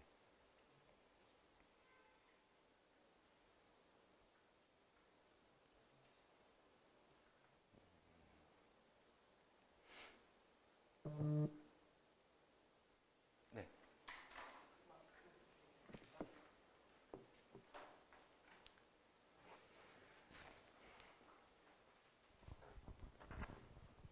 그 바나시아에서 이제 해외 영업부 신입사원 채용은 결혼이 생겼을 때 채용을 하시는지 아니면 정기적으로 인원을 보충하시는지 그런 것도 궁금하고, 이제 많은 취준생들이 이 강의를 보고 있을 텐데 그 파나시아 입사를 원하는 취준생들에게 혹시 회사의 자랑이나 이런 거 좀 해주실 수 있는지 궁금합니다. 일단 첫 번째 질문부터 말씀을 드리면 저희는 이제 그 한 300명 정도 근무하고 있는 그렇게 막 규모가 크지 않은 회사이기 때문에 공채 개념은 없고요. 그러니까 결혼이 생겼을 때 그때그때 뽑는 편이고, 결혼이 안 생겼더라도 팀에서 좀 어떤 새로운 사업을 해보고 싶거나 좀 새로운 거래처를 발굴하고 싶으면 요청을 해서 이제 사람을 뽑게 됩니다. 그래서 결론적으로는 상시 채용이고요. 그리고 저희 회사 자랑을 해보자면, 일단 아까 처음에 말씀드렸던 사내 분위기가 굉장히 좋습니다. 그래서 출장도 그렇고 어떤 업무적으로 좀 굉장히 자유를 많이 주시고 그만큼 또 책임도 많이 지우는 분위기라서 제가 좀 책임감을 가지고 일을 할 수 있는 것 같습니다. 그래서 코로나 전에는 갑자기 한 3일 전에 제가 급하게 남미에 출장을 가서 일을 하면 좀 도움이 될 것 같습니다 하고 말씀을 드려도 이제 재가를 해주시고요. 그래서 가서 제가 뭐 계약을 못 따온다 하더라도 가서 어떤 일을 했다 이렇게 전혀 뭐 부담을 주는 게 없기 때문에 업무적으로 굉장히 많이 성장을 할 수 있었고, 그건 이제 사내 분위기고, 외적으로는 회사에서 좀 일단 복지라는 부분에서 좀 많이 신경을 써주는 것 같습니다. 그래서 사내 동아리 활동도 지금 굉장히 많이 하고 있는데, 진짜 뭐 그 어떤 홍보용으로 하는 게 아니고 굉장히 다양한 분야의 동아리가 있고, 그리고 몇 명 이상이 모여서 동아리를 만들겠다 하면은 동아리를 만들어줘서 지원금을 계속 줍니다. 그래서 저 같은 경우는 지금 그 위닝 11 축구 게임 하는 동아리에 들어서 회사에서 이제 축구 게임을 하고 있고요. 뭐 외에도 골프, 뭐 영화 감상, 뭐 볼링, 그래서 뭐 낚시, 다양한 이제 동아리들이 있고, 예, 그리고 식당 밥이 진짜 맛있습니다. 그래서 혹시나 자유롭게 회사에 대해서 궁금하신 분이 계시면 나중에 회사에 오셔서 이제 회사 구경을 견학을 하셔도 되는데, 제가 밥은 한번 꼭 대접을 드리도록 하겠습니다. 네. 이제 해외 영업의 이제 가장 궁극적인 직무 역할 중 하나가 거래를 따오는 것 혹은 현상 유지, 거래처와 현상 유지일 것 같은데, 네. 이 거래를 따오는 과정이 단순하게 홍보를 하고 상대방에게서 이제 연락이 오기를 기다리는 게 보통인지, 아니면 이제 발품을 팔러 직접 밖에 나가는 행위가 보통 많은 건지 좀 궁금합니다.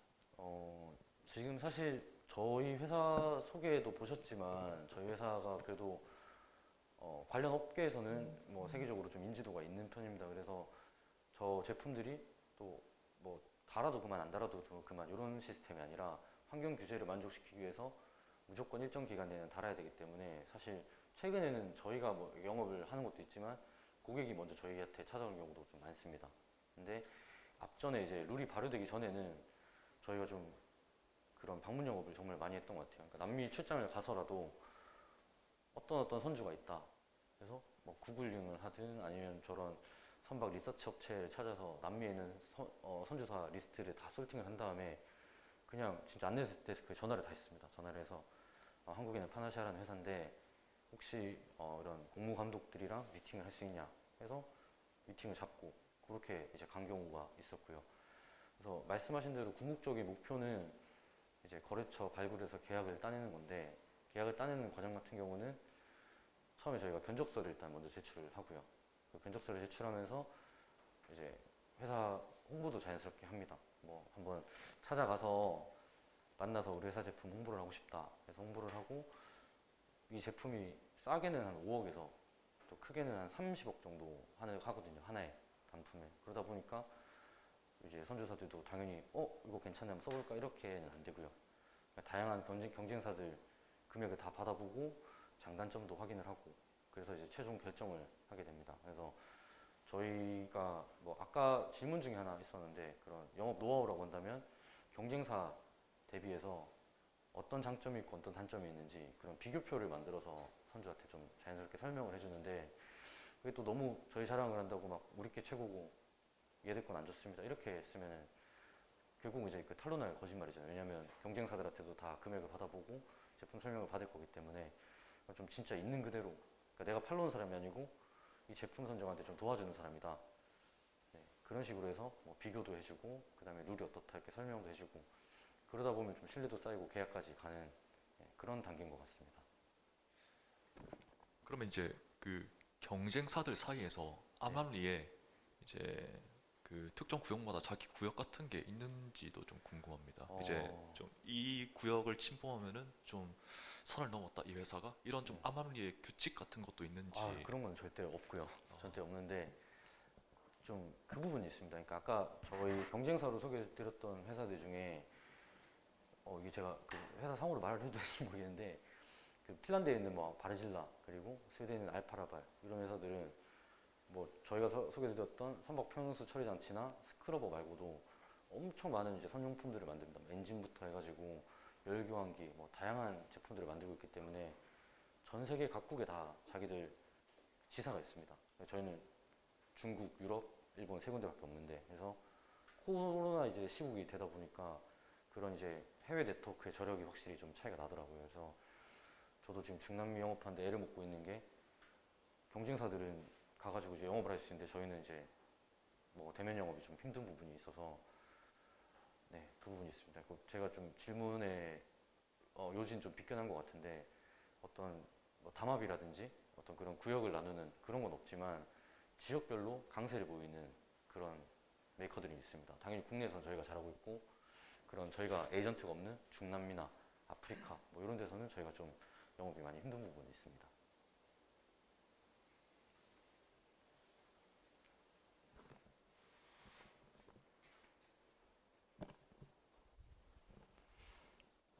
질문 더 있으신가요?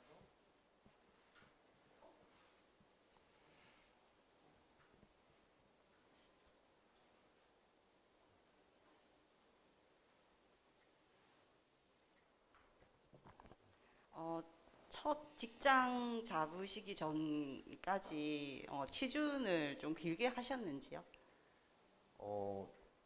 저는 취준은 길게 안 했는데 대학 생활은 좀 오래 했습니다. 학교를 거의 뭐 군대 포함해서 한 8년 만에 졸업을 했는데 그게 이제 취업 준비를 하는 게 길어졌던 게 아니라 나머지 그냥 제가 너무 하고 싶었던 걸 다 하고 지냈던 것 같아요. 그래서 아까도 말씀드렸듯이 나이키에서도 일을 좀 오래 했었고 그리고 뭐 여러 가지 아르바이트도 많이 했고 그 다음에 뭐 캐나다도 워킹홀리데이로 한 1년 반 정도 다녀왔었습니다. 그래서 갔다 와서 제가 2월에 귀국했는데 4월에 바로 취업을 해서 취준 기간은 한 2개월 정도였던 것 같지만 사실 뭐 그 전에 가서 뭐 열심히 공부도 하고 그 다음에 뭐 일했던 이런 것들이 또 다 취업 준비의 일환이었던 것 같습니다. 지금 생각해 보면. 그리고 이제 첫 직장을 조금 이렇게 낮은 레벨로 가셨다고 그렇게 생각을 하셨잖아요. 그런데 이제 파나시아는 좀 만족을 하시고 그런데 이제 생각하시기에 이전에 조금 여러 가지 조금 지금보다는 조금 이제 일이 많은 곳에서 일을 하신 부분이 파나시아를 입직할 수 있는 그런 요인이 되었다고 생각하십니까? 그 첫 직장이 혹시나 이게 보고 계시는 분 있을 것 같아서 이게 낮은 뭐 그레이드나 이런 건 아니었고요. 뭐 급여도 아까도 말씀드렸지만 사실 제가 취직해 보니까 초봉 한 3,800만 원 정도가 제가 취직했을 때 기준으로는 그렇게 나쁘지 않았거든요. 부산에서 그만큼 주는 데가 없었고 그래서 굉장히 만족을 했는데 제 업무 강도가 좀 많이 이제 컸고 그리고 어떤 장래에 제가 발전할 수 있는 그런 동력이 많이 없다고 생각해서 이직을 했었고요. 근데 아까도 말씀드렸던 그런 A부터 Z까지 영업에 관련된 전반적인 업무를 제가 다 하다 보니까 그런 능력들이 도움이 많이 된 것 같습니다. 그래서 지금 제가 이직한 회사에서는 사실 굉장히 좀 전문화되어 있어서 자기 일을 자기가 다 하는 거다 보니까 모르시는 분들도 많아요. 뭐 어떻게 하면 이제 아까 말씀하셨던 AC 내고하는 방법이라든지 이런 거를 지금은 제가 안 하거든요. 그래서 그런 거를 다 해본 게 지금 업무에도 도움이 많이 되는 것 같습니다. 또 궁금한 부분이 해외 영업에서 해외 영업 이직을 할 수도 있지만 해외 영업을 하기 위해서 그 전 단계로 해외 영업이 아닌 분야를 조금 일을 해볼 수 있다라고 하면 제일 연관성 있는 직무가 있을까요? 사실 해외 고객들을 이렇게 1대1로 대하는 경우가 이제 영업이 있을 거고, 그다음에 저희가 제품을 납품하고 나서 문제가 생겼을 때 이제 AS라는 부분이 있습니다. 근데 AS를 하는데 이제 직접 가가지고 이제 필드에서 뛰시는 이제 엔지니어 분들도 있지만, 그 AS 클레임을 접수를 해서 이제 엔지니어를 배정하는 그 AS 코디가 있습니다. 코디네이터가 있는데, 그 부분은 이제 당연히 해외 영업 직무랑 비슷하게 그런 언어적인 능력도 필요하고, 이메일 작성, 뭐 문서 관리도 그렇고 굉장히 좀 비슷한 영역이 많은 것 같고요. 그래서 그 부분은 또 이제 앉아서 이제 그렇게 직접 필드가 아니고 사무 베이스로 일을 하기 때문에 저희 회사도 여성분들이 좀 많이 하고 있습니다. 네. 그래서 따지자면 비슷한 영역이 될 것 같습니다.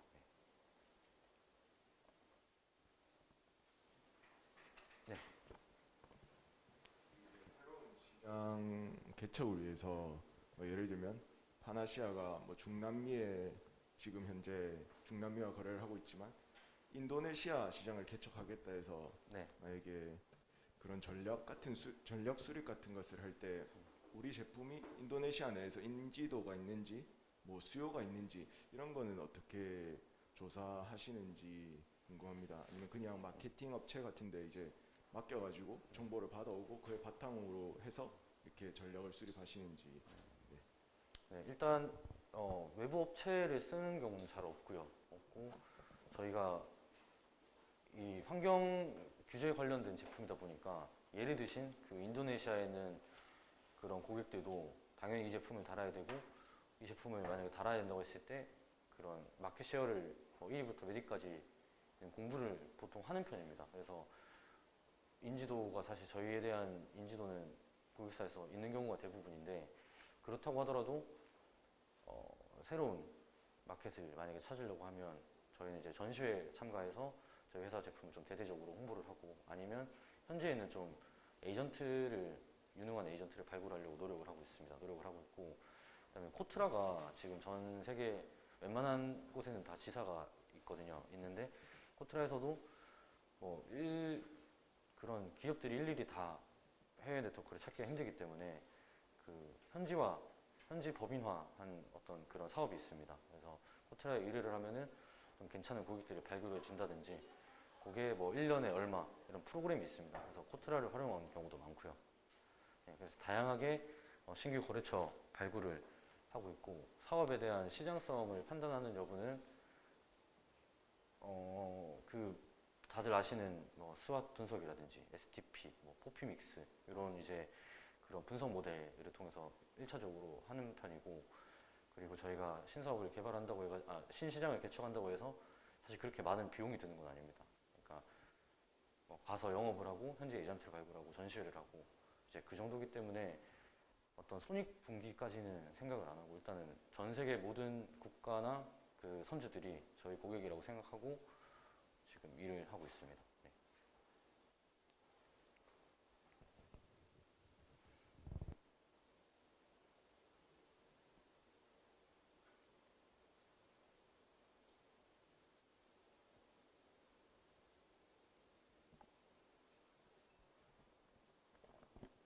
예, 질문 하나 드리도록 네. 하겠습니다. 이제 영업을 할 때 다른 부서들과의 그런 회의나 이런 것도 자주 하시는 편인가요? 예. 하루에 거의 많게는 진짜 4-5번도 하는 것 같고요. 근데 이게 회사에서 일을 하다 보면 회의 시간이 너무 많은 것 같습니다. 그래서 요새 저희 회사 화두도 그렇고 캠페인처럼 하고 있는 게 회의 시간 1시간만 줄이면 얼마가 세이브가 됩니다. 이런 식으로도 돼 있고, 그 다음에 구글이나 애플 같은 데서도 회의 시간을 줄이기 위해서 그런 회의실에 의자를 없애는 경우도 많고요. 그래서 모든 저희 해외 영업 직무뿐만 아니라 사내 미팅이 굉장히 많은데, 그 많은 미팅을 좀 줄이는 게 모든 회사들의 요새 좀 목표라고 볼 수 있을 것 같습니다. 근데 질문에 대한 답변만 드리자면 회의는 많습니다. 그럼 그 회의를 할 때 조금 서로 간에 의견을 좀 조율을 해야 할 텐데, 네. 예, 그런 부분에서 조금 고충은 없었을까요? 그 부서마다 좀 특징이 많은 편인 것 같은데요. 생산하시는 분들은 좀 보통 이제 아무래도 필드에 계시다 보니까 조금 많이 급하시고, 그 다음에 또 저희는 또 항상 좀 내부에서 회의하면 죄인이 되는 게, 이제 영업하는 사람들은 또 고객이 요청한 거를 저희가 사내에 전달하는 역할을 하다 보니까 대부분의 뭐 미팅을 하면 이제 단납기를 달라. 원래는 3월까지 만들 수 있는 건데 1월까지 만들어야 된다. 사실 뭐 제가 필요해서 1월까지로 줄이는 것도 아닌데 이야기하면 이제 저한테 좀 화를 많이 내시고 이렇게 되거든요. 이제 그래서 좀 개인적으로 이렇게 좀 살갑게 다가가는 그런 것도 좀 중요한 스킬인 것 같고, 그다음에 회의할 때 항상 뭐 녹음이나 그다음에 그런 필기를 좀 꼼꼼하게 해서 마지막에 좀 영업 부서에서 항상 정리를 많이 하는 편이거든요. 회의록을 작성을 해서 이제 그거를 모든 참석자들한테 복사해서 돌려서 혹시 이 회의 내용과 이 내용이 뭐 다른 게 없냐, 이게 팩트가 맞냐 체크한 다음에 모두가 동의를 했을 때 사인을 하나씩 다 받습니다. 사인을 하나 다 받으면 이제 이 내용을 가지고 뭐 거짓말을 하거나 번복을 하거나 이런 건 없게 하기 때문에 그런 필기라든지 뭐 녹취라고 하면 좀 그렇지만 녹음, 그런 게 좀 중요할 것 같습니다. 그래서 대부분 그런 회의 주체나 좀 전반적인 진행은 다 영업부서에서는 많이 하고 있습니다. 예, 답변 감사합니다. 일단은 영업에서 제일 중요한 건 어쨌거나 가격이라고 생각하는데, 만약에 그 외국에서 가격을 낮춰달라고 내고를 요청하면 그 가격에 대해서는 어떻게 되는 건지 뭐. 그 되게 좋은 질문이고요. 되게 어렵고 이게 항상 아직 저도 그렇고 저희 팀장님, 저희 본부장님도 어려워하시는 부분입니다. 왜냐하면 이게 저희가 만약에 10억이라는 제품, 10억짜리 제품이 있는데 이게 만약에 저희가 뭐 팔았을 때 한 1억이 남는다고 쳤을 때 얼마를 깎아주면 이 사람들이 살까? 항상 고민을 하거든요. 그래서 얼마나 덜 깎아줘도 이 사람들이 우리 거 살지. 근데 만약에 우리가 뭐 한 10% 내고를 해주면 이 사람들이 산다는 확신이 있으면 10%를 해주는데 10%를 했을 때 우리 거보다 이제 경쟁사가 더 11%를 해줘서 경쟁사 거를 쓸 수도 있거든요. 이제. 그런데 회사 입장에서는 최대한 이윤을 또 많이 남기는 걸 원하고, 그래서 솔직히 좀 개인적으로 이렇게 좀 친분 있는 고객사들은 그렇게까지 해준 데도 있습니다. 뭐 경쟁사가 얼마를 냈으니까 얼마 정도면 니네가 할 수 있을 것 같다. 그래서 그런 관계를 만들기 위해서 노력을 엄청 많이 하고 있고요. 근데 그런 게 없이 진짜 제로 베이스에서 좀 투명하게 했을 때는 전략적인 지침도 많이 내려옵니다. 위에서 중남미는 지금 우리가 영업적으로 열세 있으니까 이윤이 안 남고 마이너스라도 일단은 우리 좀 제품을 알리기 위해서 이번에는 수주를 해와라. 이렇게 되면 진짜 원가보다 더 싸게 받아온 경우도 있고, 그리고 뭐 저희가 좀 진짜 자신 있는 국내 시장 같은 경우는 좀 이윤을 많이 높게 막 30%, 40% 이렇게도 수주가 되는 경우도 있거든요. 그래서 그런 시장의 특성을 먼저 파악하는 게 제일 중요한 것 같고, 그 다음에 고객들과 그 유대 관계를 좀 확립하는 것도 중요한 것 같습니다.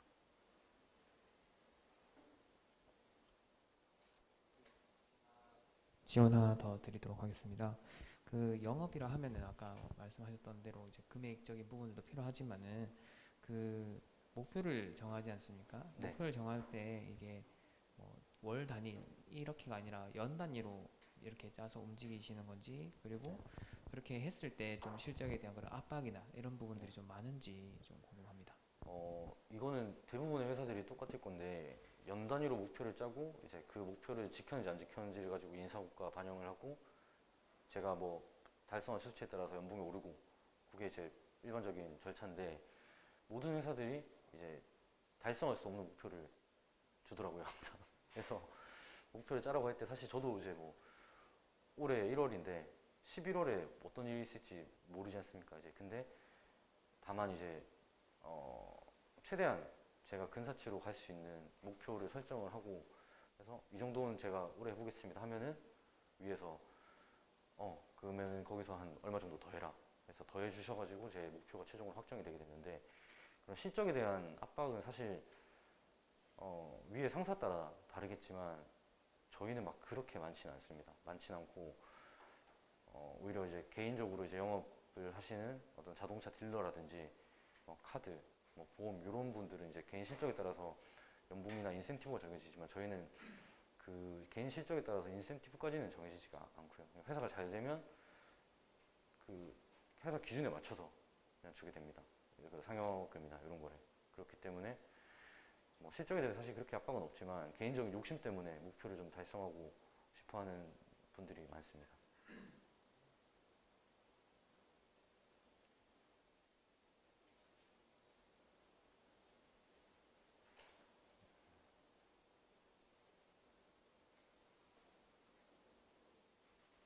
혹시 더 질문 있으신가요?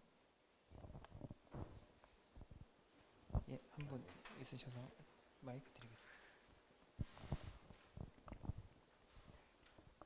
이제 대금 결제 부분도 중요할 것 같은데 사실 해외 영업인들마다 다르겠지만 이 선입금을 선호하시는 분도 있을 거고 이제 대금을 이제 뭐 기회를 받는 즉시 바로 받고 싶다 이런 사람도 있을 거고 네.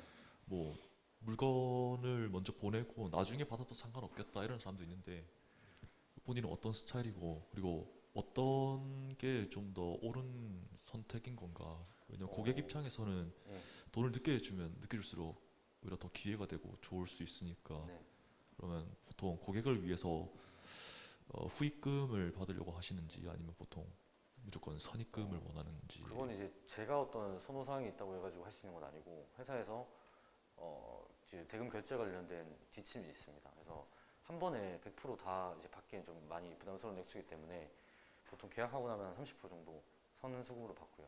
그리고 저희 물건이 나가면 이제 납품할 때 한 60% 정도 받고 그다음에 나가서 이제 선박에 설치가 되고 시운전까지 끝나면 나머지 10% 정도를 이제 잔금으로 받게 되는데 말씀하신 대로 이제 고객사들마다 좀 그 잔금을 마지막에 이제 잔금을 좀 많이 하고 싶어하는 그러니까 처음에 돈을 안 주고 돈을 최대한 늦게 주고 싶어하는 고객사들이 있는데 그건 이제 저희 재무팀에서 판단을 해줍니다. 이제 이 회사가 우량 기업이고 절대 안 망할 것 같은 회사다 했을 때는 좀 잔금이 많은 것도 어느 정도 용인을 해주는데 재무제표가 많이 안 좋거나 아니면 제 회사가 좀 규모가 너무 작다 이런 경우는 저희 한 90% 정도는 선수금이나 중도금으로 무조건 받는 게 제 회사 원칙이기 때문에 그렇게 지금 일을 하고 있습니다.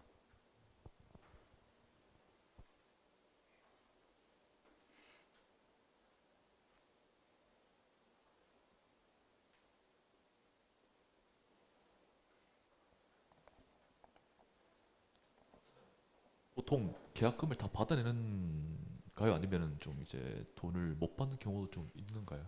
아까 안 그래도 좀 그 회사 생활하면서 힘들었던 거가 질문을 주셨을 때 당장은 안 떠올랐는데 지금 질문하신 게 딱 떠오른 게 그 파나마에는 조선소가 하나 있었습니다. 근데 거기에 저희가 이제 제품을 납품을 했었고 계약 규모도 좀 컸었고 이게 파나마에서는 첫 계약이었습니다. 그래서 회사에서도 되게 잘했다, 엄청난 성과다라고 이야기가 됐었는데 그 조선소가 망했습니다. 문을 닫았습니다. 그래서 저희는 이제 제품을 엄청 이제 다 만들어 놔서 한 배를 이제 한 번 짓을 때 보통 한 척을 짓는 게 아니고 똑같이 생긴 배를 한 5척씩 짓거든요. 그래서 짓다 보니까 한 5척 분에 대한 제품을 만들어 놨는데 이제 납품할 데가 없어진 거죠. 이제 돈도 하나도 못 받았고 그래서 그때 이제 그 돈 받는다고 뭐 파나마 가가지고 사실 제가 뭐 어떤 추심이나 그런 뭐 그런 것까지는 제가 전문적으로 알지도 못하고 사실 국내면 또 모르겠는데 파나마에서는 어떻게 그게 막 법상으로 어떻게 되는지도 모르겠고 그래서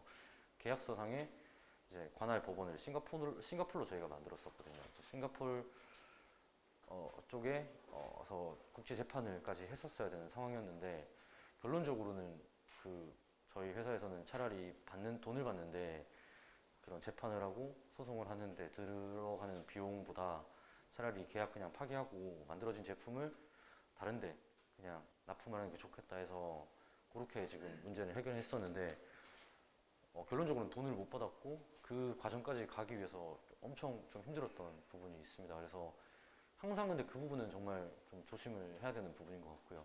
그래서 아까 질문자분께서 질문 주셨던 LC가 결국은 이제 그런 나중에 미수금이 생기는 걸 방지하기 위해서 이제 하는 걸 건데 그 부분은 영업 담당자 개인뿐만 아니라 회사에서도 조금 정책적으로